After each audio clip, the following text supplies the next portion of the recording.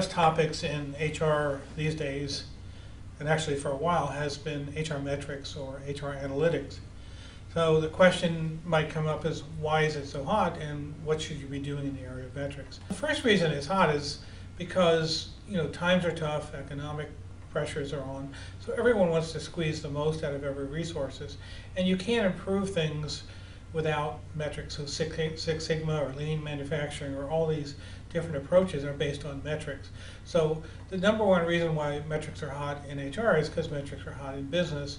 During tough times, you have to measure in order to get the most out of your resources. People in HR have seen that metrics can make you heroes. So if you look at supply chain used to be purchasing and warehousing and a fat guy in a truck. But they put together two factors. One was metrics, the other was technology, and they become corporate heroes. The same is true of CRM or lean manufacturing. So because other functions have become corporate heroes, HR says, I want to be the next one. I want to move from being just an overhead function to a contributor to profit. Historically, HR metrics have gotten little attention because they're historical metrics. Most metrics from HR are a report. They're not decision-making tools, they're reports. Last year, your turnover rate was 10%. Well, no kidding. How the hell does that help me? It doesn't tell me why I had a turnover rate. It doesn't tell me that the turnover rate is going to be higher or lower. It doesn't tell me the dollar impact. So the best metrics are forward-looking. They tell you who's going to win the Super Bowl next year and not this year. They tell you why things happen, when they happen, and what you can do to overcome them. The language of business is money. If you're going to impress people with metrics, you have to say, no, our program made this amount of money, our program had this impact on sales or profit or customer satisfaction. We need to convert everything we do in HR to dollar impacts and numbers. If you want to get budget, the way to get money is through the CFO, and you have to have a business case. So a business case or ROI shows that for every dollar you put in, you get $2 back.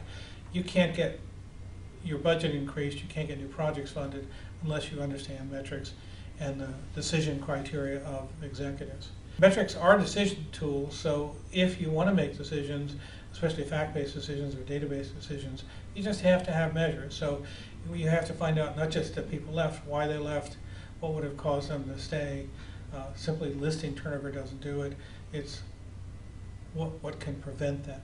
Metrics are program assessment tools, so if you want to know if your recruiting program, retention program, referral program is working, you have to have assessment metrics at the end. They tell you whether you're meeting your goals, so people say, how many metrics should I have? Well, one for each major goal at least. So if your goal is to double productivity, then obviously you need a goal for that. If your goal is to increase the quality of hire, you need a metric for that. So for every goal, you have a metric. What are metrics? There are ways to be more businesslike. There are ways to impress executives. Essentially a language. Instead of saying my employees are happy, you list productive.